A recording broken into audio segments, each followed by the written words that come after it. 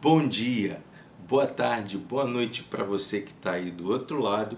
Mais um vídeo do Virando as Páginas. Dessa vez nós vamos estar falando do Sir Arthur Conan Doyle com o seu Sherlock Holmes, e que está aqui o melhor, ou talvez o mais importante romance que ele escreveu dos quatro. Nós vamos falar um pouquinho sobre a vida dele, um pouquinho sobre a sua obra, e aí a gente vai falando melhor para chegar ao Cão dos Baskervilles. Cão dos Baskervilles, dá sempre uma confusão. Às vezes eu falo Bakersfield, às vezes eu falo Baskervilles. É o Cão dos Baskervilles. O nosso querido Arthur Conan Doyle, ele nasceu em 1859 em Edimburgo, lá na Escócia, e vai morrer em 1930. Um ataque cardíaco fulminante fez com que ele morresse na Inglaterra. Ele deixou para nós um legado especial com relação aos livros detetivescos.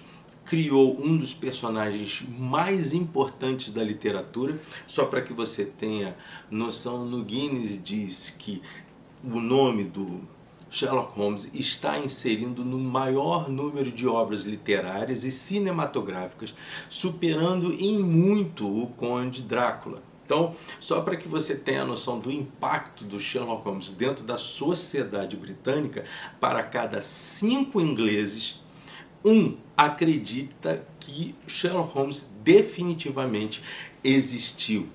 Quando eu penso no Sherlock Holmes, tem 2 caras que me parecem surgir na mente. Eu não consigo enxergar o Sherlock Holmes sem pensar no Basil Rathbone e no Nigel Bruce. Eles trabalharam na década de 30, mais diretamente, especificamente, entre 1939 até 1946. E tem a ver mesmo com o período de guerra, porque de certa forma eles acabaram transformando as tramas do nosso querido Sherlock Holmes como um soft power, quer dizer, com filmes em favor da propaganda dos aliados contra os nazistas. Eles fizeram para mais de 40 filmes, dá para você ver no YouTube, todos eles em preto e branco, e há pouco tempo atrás eles foram remasterizados e botaram cor nos filmes, só que eu sinceramente prefiro muito mais eles em preto e branco. Você encontra eles facilmente no Facebook. Sem dúvida nenhuma, gente, o Cão dos Baskervilles, ele foi o romance mais interpretado nas telones, e mais comentado, mais trabalhado. Em 1939, se eu não estou enganado, o Cão dos Baskervilles foi feito pelo Basil Rathbone e pelo Nigel Bruce. Mas na década de 50, o Peter Cushing e o Christopher Lee também fizeram um filme, vocês devem estar vendo as imagens por aí. Ele também roda na pele do Scooby-Doo, e não dá para esquecer, o Sherlock Holmes, ele é lembrado o tempo todo através das séries. Então você tem a Elementary, Enola Holmes, agora há pouco tempo Os Irregulares de Baker Street, todos eles pela Netflix. Eu acho que Elementar está pela Amazon, depois a gente vê isso melhor. E agora em 2021 vai sair o 3º filme da franquia Sherlock Holmes, com o Robert Downey Jr. e o Jude Law, tá bom? Esta obra aqui eu queria estar explicando um pouquinho para vocês essa história do Sherlock Holmes. Se existe alguém que foi um inimigo maior do que o professor Moriarty para Sherlock Holmes, esse alguém foi o próprio Arthur Conan Doyle. Conta as histórias, e isso é um relato factual mesmo, que o Arthur Conan Doyle ficou muito angustiado por ver a imagem do seu personagem superar a sua própria imagem, a ponto de, em uma conversa com a sua mãe, dizer-se que estava incomodado pelo fato de ter o Sherlock Holmes com alguém que começava a tomar a própria vida do Arthur Conan Doyle. E ele dizia para sua própria mãe: eu não vejo a hora de eliminar, de acabar renovar com o Arthur Conan Doyle.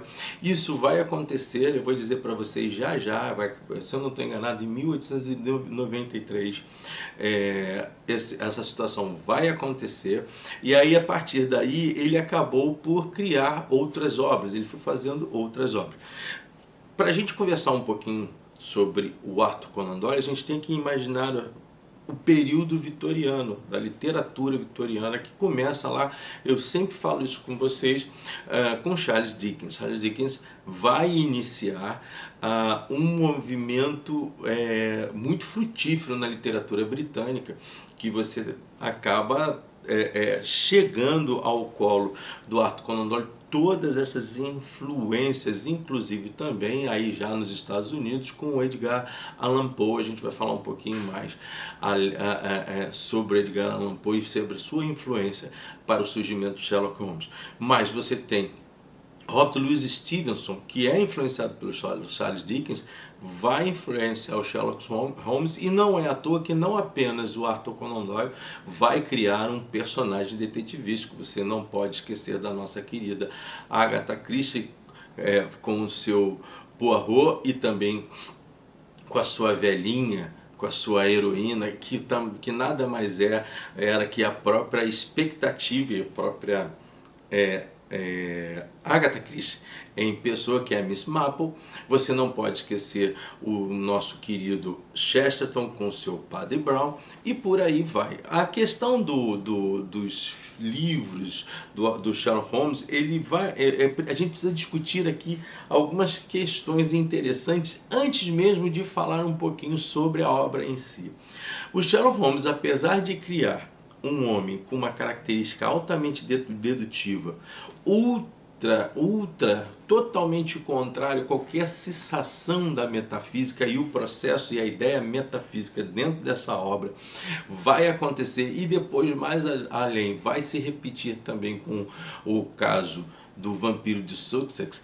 As discussões entre a lógica e o realismo e a realidade pura, nua e crua, traduzindo a ação do Arthur Conan Doyle como uma ação voltada ao objeto racional dedutivo, ao contrário do senso comum e dos imaginários religiosos e espiritualistas, faz com que o personagem Sherlock Holmes seja cada vez mais oposto ao próprio Arthur Conan Doyle, que tinha sobre si as questões espiritualistas. Como eu falei para vocês, ele chegou uma hora que ele vai irromper, acabar, tentar matar o Sherlock Holmes. Arthur Conan Doyle vai de tudo para matar, e a gente vai conversar um pouco mais sobre isso já já. Outras obras que eu posso estar indicando para vocês que saem da performance do Sherlock Holmes, uma delas, acho que logo no início do século XX, 1903 ou 1904, O Mundo Perdido, do Arthur Conan Doyle. Ele foi, lembra um pouquinho, a leitura dele lembra muito Júlio Verne, né? O Mundo Perdido foi inclusive uma influência para o Michael Crichton, que vai fazer o Vale dos Dinossauros. Isso é falado pelo próprio e falecido autor. Outras obras, por exemplo, como o Espiritismo, você tem ele começa a fazer algumas apologias ao Império Britânico. A mais forte é uma historicização da Guerra dos Boer lá na África do Sul, e tem um livro com o nosso nome, com o nome do nosso país, Brasil, é O Gato do Brasil e Outros Contos, que é voltado muito mais proximamente àquela teórica do Edgar Allan Poe, contos de terror. O Arthur Conan Doyle fez tudo para tentar destruir o Sherlock Holmes, mas não conseguiu. Eu queria dar para vocês aqui alguns esclarecimentos importantes. Primeiro, eita, caiu aqui, não vou fazer corte nenhum, gente, caiu, tá caído. Então, como é que você vai ler o Arthur Conan Doyle? Como é que você vai ler o Sherlock Holmes? Como é que você vai compreender a saga Sherlock Holmes? Primeiro fato, você tem que entender que existe um livro, um romance entre os quatro, que vai iniciar toda a saga do Sherlock Holmes, que é O Estudo em Vermelho. É muito importante este texto, porque ele dá a clara evidência das características tanto de John Watson como do seu amigo Sherlock Holmes. E aqui está inserido uma das questões mais importantes desse personagem, que vai influenciar as polícias e o método de investigação das polícias europeias dali em diante. Acreditem nisso, os policiais começaram a compreender as temáticas que Arthur Conan Doyle coloca nas tramas de Sherlock Holmes e começaram a fazer também disso uma prática verdadeira no seu campo de atuação. O Estudo em Vermelho mostra o Arthur Conan Doyle caracterizando esse detetive Sherlock Holmes sob duas obras. A primeira, óbvia, que eu vou ler para vocês, essas questões mais voltadas à razão e à experiência dedutiva do nosso querido personagem. Mas uma outra que me parece muito importante é a ciência da medicina legal. A medicina legal já tinha o seu, digamos, o seu pó de início na Roma Antiga, passou pela Idade Média, isso fica claro naquele romance do Umberto Eco, O Nome da Rosa, mas ela tem uma força muito grande a partir da segunda metade do século XIX e na virada do século XIX. O Arthur Conan Doyle se formou em medicina e dois professores dele vão fazer parte da influência para o próprio Arthur Conan Doyle na formação do nosso querido Sherlock Holmes. Um outro cara que vai dar força para o personagem é o Auguste Dupin. Auguste Dupin é um detetive, não é um detetive profissional, mas é um detetive do Edgar Allan Poe, e ele vai aparecer em 1846. Então, o Arthur Conan Doyle nem pensava em ser um escritor nessa época, na obra O Assassinato da Rua Morgue. Esses contextos todos farão com que o Sherlock Holmes chegue com muita força, e fica isso muito descrito nesta primeira obra que eu acabei de citar. Porém, a obra com maior força dele, que ampliou o cenário de Sherlock Holmes, é justamente o segundo romance, O Signo dos Quatro. Todas essas obras, em geral, elas foram colocadas em revistas e em tabloides. E esses contextos, como eu já venho falando sobre em outras épocas, esses contextos eles fazem parte mesmo de uma característica que já vinha acontecendo desde a segunda metade do século XIX, que era a inserção de contos e de romances a partir de revistas populares. Então você tem na sua mão aqui uma conexão com vários elementos e várias impressões e materiais de imprensa que foram utilizados pelo nosso querido Arthur Conan Doyle para a descrição. Então aí você tem a Strand Magazine, que vai pegar os livros a partir do O Signo dos Quatro, mas antes disso, o Estudo em Vermelho foi feito pela Beating Christmas Annual. E depois, mais à frente, o Escândalo da Boêmia também é inserido na Strand Magazine e vai direto o tempo todo até o Problema Final de 1893, é onde o Arthur Conan Doyle pensa em matar o nosso querido Sherlock Holmes. Só que eu tenho esse texto, eu não peguei o livrão lá da HarperCollins. Agora, eu proponho muito que você procure, eu acho que eles fizeram a mesma coisa, a Saraiva Azarra fez a mesma coisa depois em edições de bolso. Estes textos, eu estou aqui com o Vale do Medo, que é um dos romances do Sherlock Holmes também, esses textos que foram inseridos a partir desta coleção aqui são muito interessantes, a partir do momento em que você tem todas as descrições e traçados, inclusive de influências que fizeram com que o Arthur Conan Doyle fosse construído cada uma dessas tramas. Eu gosto muito também desses textos da edição Azarra, eu tenho também essas obras, e também indico aquela obra comemorativa que eu tenho, tanto em e-book como em físico, da HarperCollins. Eu uso os dois livros, porque o Sherlock Holmes também fez base de muitas teóricas na área da literatura, inclusive também no campo da sociologia e também na sociologia criminal.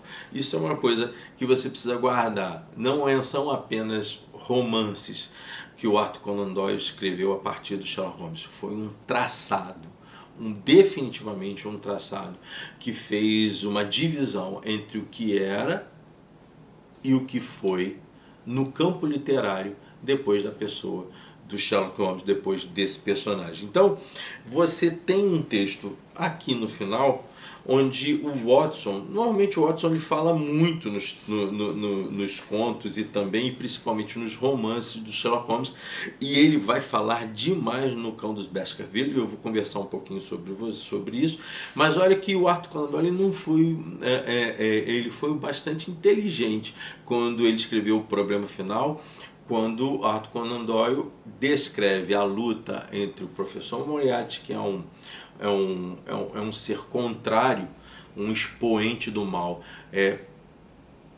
proporcional ao expoente do bem do Arthur Conan Doyle, do Sherlock Holmes, e ali se dá a morte, a pretensa morte de Sherlock Holmes. Isso causou um problema danado, mas você veja que o Arthur Conan Doyle previa que isso podia acontecer e ele deixa a obra meio que em aberto. Olha essa fala final aqui do nosso querido Dr. Watson. Apenas algumas palavras bastarão para o pouco que resta a ser contado. Um exame realizado por especialistas eliminou quase todas as dúvidas de que a disputa pessoal entre os dois homens, quer dizer, o Moriarty e o Holmes, terminou e dificilmente deixaria de terminar desse modo, com ambos escorregando no abismo, agarrados um nos braços do outro. Qualquer tentativa de resgatar os corpos seria absolutamente inútil. E lá no fundo daquele terrível sorvedouro de água e espuma turbilhantes permanecerão para sempre o criminoso mais perigoso e o príncipe defensor da lei desta geração. Veja bem, o corpo do Sherlock Holmes não foi recuperado, como também do Moriarty. E aqui basta dizer o seguinte, quando ele fez isso, que ele já estava no segundo grupo de contos, né? Aqui ele já estava nas memórias do Sherlock Holmes. Quando ele fez isso, ele foi criticado de uma forma contundente pelos leitores e os fãs do Sherlock Holmes. Ele sentiu o peso disso. Há quem diga que a própria coroa britânica, alguns dos seus componentes fizeram críticas veladas para aquele que mais à frente seria condecorado, aí o termo Sir, né? E aí a dica que eu dou para você, se você quiser ler integralmente, é justamente essa. Primeiro você vai pegar um Estudo em Vermelho e logo depois o Signo dos Quatro. A partir daí você vai para as aventuras de Sherlock Holmes, depois você vai para as memórias de Sherlock Holmes, aí você chega no Cão do Baskerville, que é um tema em edição posterior às memórias de Sherlock Holmes, mas no sentido cronológico das tramas ele se encontra antes da morte do Sherlock Holmes. Como isso acontece, você vai acabar então surgindo para um outro grupo de contos que é a volta do Sherlock Holmes, que aí sim Sherlock Holmes vai retornar e vai descrever os motivos com os quais ele pôde não morrer e mostra toda a situação para os seus leitores. Depois disso vem aí o último adeus do Sherlock Holmes, não assim estimulado em continuar escrevendo a partir de textos outros que ele já havia feito. Ele faz uma coletânea e faz um volume número 5 com as histórias do Sherlock Holmes, depois vem os romances do Sherlock Holmes e por fim você vai ter nas suas mãos o Vale do Medo. O Vale do Medo pode ser o último livro a ser lido ou pode ser, digamos assim, o quinto livro a ser lido, mas nesse sentido todo não vai te atrapalhar em nada se você pega uma obra antes da outra. A minha dica, por conta de ter lido esses livros um a um, eu não me lembro, gente, agora qual é a editora, mas eles faziam tabloides pequenininhos, livros pequenininhos, pocket books hoje é falado, né? E eu lia um atrás do outro. Existem também vários HQs que constituem cada um as histórias que o Arthur Conan Doyle fez do Sherlock Holmes. Eu acho interessante, por exemplo, se você quiser atrair o seu filho adolescente que queira estar tendo uma relação maior com a obra. Bom, o que eu vou conversar aqui? Existe uma influência no Cão dos Baskerville com tradições que se baseiam num certo personagem chamado Richard Gable. Ele morava ali, é uma tradição do sudoeste da Inglaterra, onde esse cidadão ele era um homem terrível, muito mal mesmo, que fazia mal inclusive às mulheres na região, e ele acaba morrendo por conta das suas transgressões. E diz a lenda que alguns cães de caça, espirituais ou não, atormentavam a alma do Richard Gabriel para que ele nunca mais tivesse descanso. Outros dizem que esses cães realmente estavam lá não para atormentar a alma do Richard Gabriel, mas para que não permitissem que anjos pudessem vir e salvar o Richard Gabriel da sua condição terrível. Bom, de certa forma, há uma leitura paralela, porque este livro aqui, ele tem como medida central a epifania, o surgimento de um elemento fantasmagórico que é um cão enorme e que vai matar um dos componentes dos Baskerville no século XVIII, XVII, XVIII.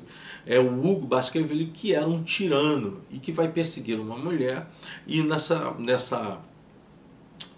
tudo que você hoje ouve sobre misoginia, sobre violência contra as mulheres, pode ser incorporada no tal do Hugo de Baskerville, que ele era um conde e passa aí a perseguir esta mulher, uma serviçal, e nesse caminho ele é atacado por esse cão na sua grande casa, na casa dos Baskerville, naquela grande charneca. A partir daí surge uma maldição, onde em todos os momentos, todos os familiares que estiverem morando nessa charneca estariam sendo mortos por esse mesmo animal, até que chega então, já na virada do século XIX para o XX, o senhor Charles Baskerville, ele também morre atormentado pelo espírito desse cão. Ele não aparece ali que ele tenha sido atacado por esse cão, mas ele é fulminado com um ataque cardíaco, e aí fica sobrando apenas uma pessoa, que é o Henry de Baskerville. Ele está morando no Canadá, ele é chamado à Inglaterra para herdar tudo aquilo que ficou, porque ele é o último dos Baskerville. E aí está o grande problema. Ele herdaria uma grande riqueza, mas ele quer voltar para a charneca e quer trabalhar ali. Este livro ele inicia com uma discussão a partir de uma certa bengala entre o Watson e o Sherlock Holmes. E o Watson acha que acertou todos os detalhes para que pudesse entender o porquê da existência daquela bengala aristocrática e por que isso deveria ser usado, de quem ela seria, como ela foi usada, como a pessoa que a usou esteve, aquelas coisas todas relativas às discussões que o Sherlock Holmes tem com o Watson de detalhes da história da bengala. E ele acha presunçosamente que tenha conseguido descrever todos os elementos voltados a essa tal bengala, e aí surge o Sherlock Holmes dentro do seu aspecto dedutivo, destruindo toda a teórica do Watson e dando aí a nova versão, ou melhor, a verdadeira versão com relação à história dessa tal bengala. Isso é importante porque o Henry vai para a Inglaterra, vai para Londres. Existe um amigo do seu tio, um amigo do Charles, que depois que morre, vem a Londres e contrata o serviço do Sherlock Holmes diante do risco que esse Henry tinha de vida. E esse cara acredita que esse cão é um fantasma. É aí que há uma certa similaridade dessa história do cão dos Baskerville com o conto O Vampiro ou A Vampira de Sussex, né? Por quê? Porque o Sherlock Holmes vai ser um cara que vai tentar sempre se comprometer com a realidade do crime. Ele mesmo diz o seguinte: se isso que vocês disserem for verdade, a mim não cabe trabalhar numa situação da qual eu não posso resolver, porque eu não posso resolver coisas do outro mundo. Então, esses efeitos entre aquela razão científica herdada já desde o período do Iluminismo, mas que se concentra com mais força na virada do século, ela é muito preservada elevada na figura do Sherlock Holmes, e esse debate é muito trabalhado nesses dois contos, no conto e no romance que eu estou conversando com vocês agora. Já em Londres tem algumas questões que vão dar meio que o alinhamento do romance. Primeiro é o sumiço de uma bota nova. Depois é o retorno no hotel dessa bota nova e a perda ou o sumiço de uma bota antiga que o Henry não vai descobrir, e o Sherlock Holmes já fica meio que atento nessa situação. A partir daí, ele promove o Watson como companheiro do Henry na ida até o sul da Inglaterra para que ficasse com ele na charneca, e diz para o Henry que ele não poderia sair de forma nenhuma daquele local sob risco de vida. Contam toda a história para o Henry, isso é bastante descrito nos 2 primeiros capítulos, contam a história do Hugo dos Baskerville, conta a história da situação do Charles Baskerville e deixa ali o cenário muito interessante e aterrador mesmo, que vai concentrar você numa leitura muito interessante, muito forte. Ele te prende a cada momento, e mesmo que você tenha visto os filmes relativos ao Cão dos Baskerville, eu proponho a você que você leia o texto, porque o texto tem uma dimensão muito maior do que qualquer um dos filmes acerca desse tema. A partir daí, o Watson vai fazer inscrições, cartas, descrevendo situação por situação para o seu amigo Sherlock Holmes, e o Sherlock Holmes viria mais no final. E é nesse momento em que você não pode esquecer da bengala, porque nem tudo que o Watson escreve tem uma versão real dos fatos que estão por acontecer. Uma outra dica: existem 2 personagens femininas que você tem que ficar de olho nelas, porque elas vão abrir a sua visão para o pretenso dominador do Cão dos Baskerville. Vamos ver se esse cão é um fantasma ou ele é uma realidade física de alguém que quer conquistar um espaço que seria do Henry do Baskerville. Um livro maravilhoso. Eu proponho a você, busca ler os livros se você nunca teve um contato. É uma leitura que não é difícil, mas é uma leitura maravilhosa, intrigante. Não há um conto ou romance do Arthur Conan Doyle acerca do Sherlock Holmes que não vai te prender do início ao fim. É uma obra extensa, com uma característica muito imponente, e que não se limitou apenas nesse aspecto toda a carreira do Arthur Conan Doyle. Mas, sem dúvida, é este cara que vai fazer o Arthur Conan Doyle ser o Sir Arthur Conan Doyle, conhecido por todos nós. Então, eu garanto a vocês, proponho, se você não está com muita grana, vem aqui nas edições da Tricaju. Esta da Zaha, ela é especialíssima.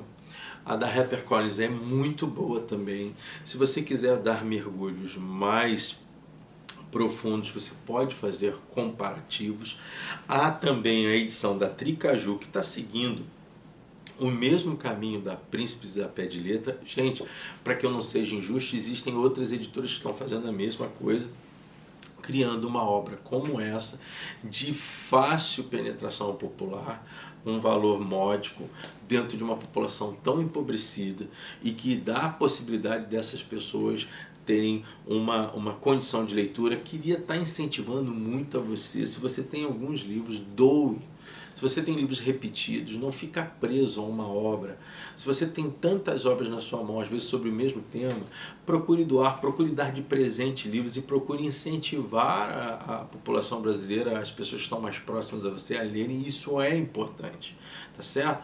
Então, esses contextos, essas 3 editoras, a Tricaju, a Zaha e a HarperCollins, elas estão trazendo obras magníficas, e também outras obras paralelas do Arthur Conan Doyle, como essa aqui, o Mundo Perdido, da Príncipes, também estão por aí. Então, eu acho que vale muito a pena que você busque, se você nunca leu o Sherlock Holmes, se você não leu nada de Sherlock Holmes, comece então por aquilo que eu disse a você, e eu vou remembrar. Você vai começar lendo Um Estudo de Vermelho. todos eles também estão sendo editados pela Tricaju, tá? Então você tem, vai no Estúdio Vermelho, depois o Signo dos Quatro, aí você vem Aventuras de Sherlock Holmes, As Memórias de Sherlock Holmes, A Volta de Sherlock Holmes, O Último Adeus de Sherlock Holmes, aí, antes da Volta de Sherlock Holmes, você vai lá pro Cão dos Baskerville, aí sim, aí você vai na Volta de Sherlock Holmes, O Último Adeus do Sherlock Holmes, História de Sherlock Holmes, Romance de Sherlock Holmes e, por fim, você fecha com o magnífico Vale do Medo. Proponho a você as leituras, proponho a você conhecendo o mestre do crime, o mestre da investigação, Sherlock Holmes. Essas edições valem muito a pena. Gostaria que você estivesse, se não leu, começasse a ler. Tá certo, gente? Semana que vem eu não sei qual é o livro que eu vou estar lendo, não. Eu não sei, tem alguns... Sabe quando você está com uns 4, 5 livros para trazer? Eu posso trazer algum livro de ficção, eu posso trazer uns loucos que escreveram algo sobre as galáxias, eu posso trazer um livro mais político, lembrando que em maio a gente tem o nosso querido Machadão por aí para conversar, mas o que mais me interessa nesse momento agora é te convidar. A gente está crescendo, gente, cada vídeo, vocês vão rir porque normalmente tem aquela dimensão maior de vídeo, cada vídeo que sai do canal, em uma semana entram 20, 30 pessoas. Isso para mim tá ótimo, tá ótimo. Eu não quero alcançar milhões, eu quero alcançar aqueles que querem ser alcançados. Então isso para mim tá ótimo. E aí eu pediria a você, curta o vídeo, indique o nosso canal e também se inscreva nele, para que a gente possa fazer essa corrente do bem no campo da literatura e que, eu percebo, cada vez mais está dando saídas para todo mundo no meio dessas situações todas. Por mais, agora, quero deixar para você o meu consolo, o meu carinho, para todos vocês que perderam um ente querido diante de tudo que a gente está enfrentando na área de saúde. Eu também perdi, gente. Perdi amigos, perdi pessoas muito próximas. Eu sei exatamente qual é a dor que vocês estão sentindo e eu espero que a gente possa superar isso tudo com muito carinho, com muito amor próprio. Não estou politizando a dor, muito menos politizando a doença. A doença alcança os de direita, os de esquerda, os agnósticos, os teístas, os ateus. Talvez a gente esteja diante de um grande ensinamento e que a humanidade, me parece, não está aprendendo a entender. Como eu sempre digo, supere-se, aprenda mais. Ler é bom, virando as páginas, nós também vamos virar a página dessas dores. Um grande abraço, até semana que vem, com um livro que eu não vou falar qual é, até porque eu não sei. Até logo, gente. Muito obrigado.